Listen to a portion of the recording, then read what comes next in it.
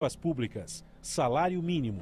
Agora, na Brasil Atual, a análise do DIEESE. Agora são 7h17 e a gente conversa com o diretor adjunto do DIEESE, José Silvestre. Bom dia, Silvestre. Bom dia, Glauco.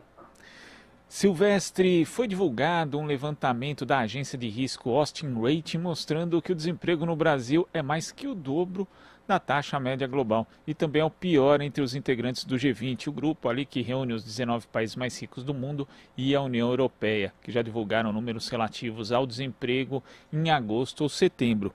Isso contradiz e bastante as declarações do ministro da Economia, Paulo Guedes, que dizia que não só a economia, mas também o emprego estava em franca recuperação, inclusive diversas vezes citando dados falsos. Como é que você viu mais essa análise do desemprego do Brasil comparado com a situação de outros países, Silvestre?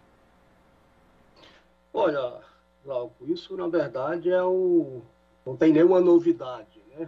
Porque se a gente olhar nos últimos anos, e isso é bom que se diga, mesmo após a recessão ali de 2015 e 2016, a economia brasileira veio bastante fragilizada, né? E se a gente olhar um dos importantes indicadores, que é a taxa de desemprego, enfim, o mercado de trabalho de uma maneira geral, a gente vai verificar que os indicadores de emprego eram indicadores muito, muito ruins, né? Ou seja, você tinha um aumento do desemprego, né? Você tinha um crescimento da informalidade, os postos de trabalho gerados eram postos de trabalhos, eram e são, né?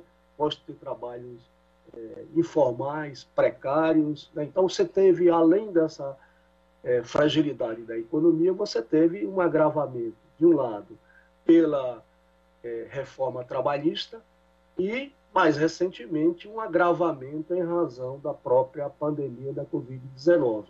Então é esse cenário que a gente está vivendo. Então esse dado que foi divulgado, que coloca o Brasil, quer dizer, entre os países com a maior taxa de desemprego, entre os 44 analisados por esse estudo, quer dizer, é isso, não tem novidade nesse sentido. E é isso que você falou, quer dizer, contradiz as palavras, né, da economia, que o Brasil estava melhor, que a economia ia crescer, que o mercado de trabalho estava gerando muitos empregos e assim por diante, né? E o pior, né? O próprio estudo também aponta as perspectivas aí para o próximo ano, e que são perspectivas, digamos assim, muito desalentadoras. Em relação justamente a essas perspectivas, né, Silvestre? Às vezes a gente vê os discursos do Paulo Guedes e eu acredito que ele acha que a gente não tem memória ou não existem hoje sistemas de busca para mostrar o que acontecia antes da pandemia, porque em dado momento parece que todos os problemas da economia brasileira para o governo decorrem da pandemia, e não é verdade, né? Quando a gente vê, por exemplo, que em 2019 o Brasil terminou com uma taxa de desemprego já na casa dos 12%, e naquele ano, inclusive, a Organização Internacional do Trabalho previu que os patamares de desemprego no Brasil,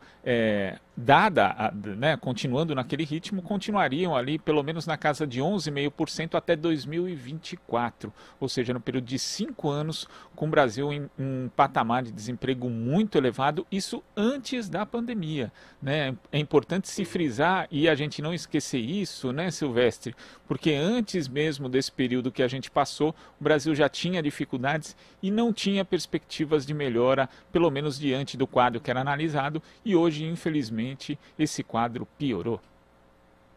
Sim, e todas as projeções, né, mesmo as do governo, estão sendo revistas, né, tanto do ponto de vista das estimativas para o ano de 2021 e principalmente para o ano de 2022. Né? Quer dizer, você tinha estimativas do ponto de vista do crescimento da economia para 2021, no final do ano passado, começo do ano, que o Brasil cresceria 5,5%, por exemplo. Hoje essas estimativas já estão em torno de 4,5%. E para o ano que vem, 2022, que as estimativas estavam ali no começo do ano de 21, apontando para 22 como a possibilidade de crescer em torno de 2, 2,5%, hoje as estimativas já estão indicando um crescimento em torno de 1,5%, e tem gente, inclusive, já projetando que o crescimento da economia brasileira para 2022 pode ficar abaixo de 1%, inclusive indicando a possibilidade de recessão.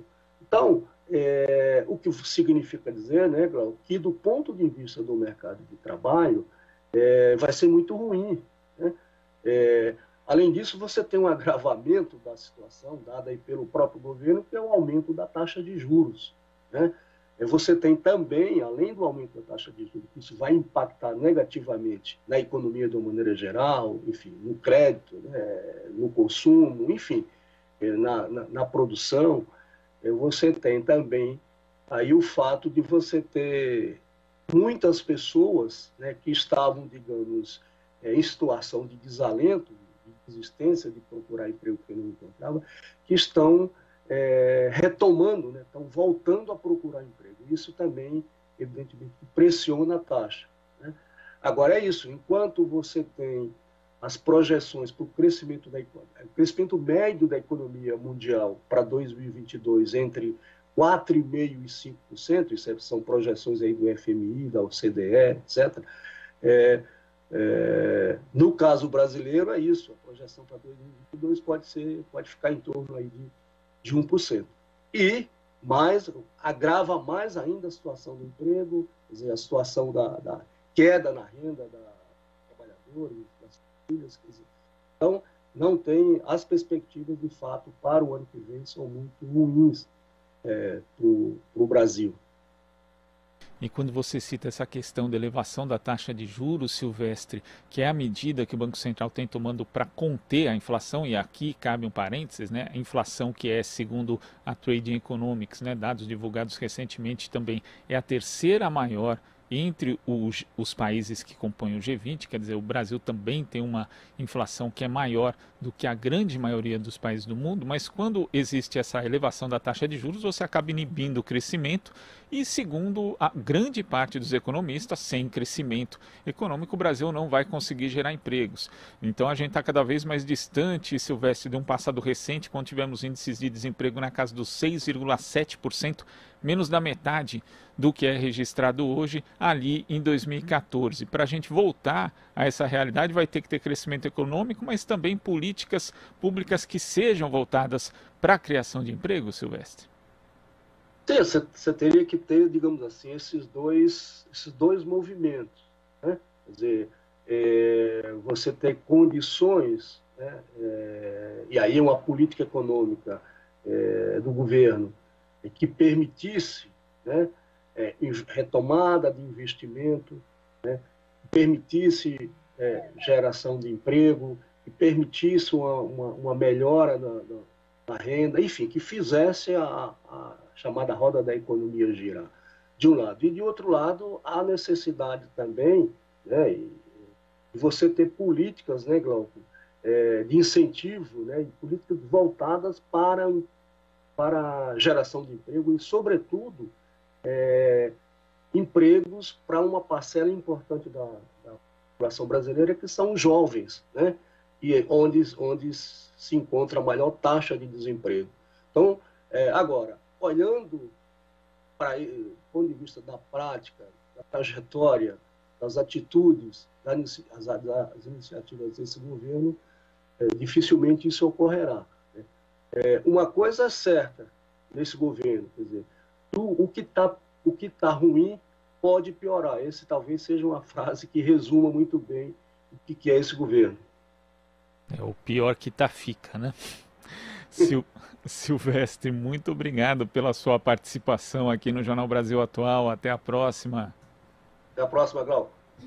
Conversamos aqui com o diretor adjunto do Diese, José Silvestre.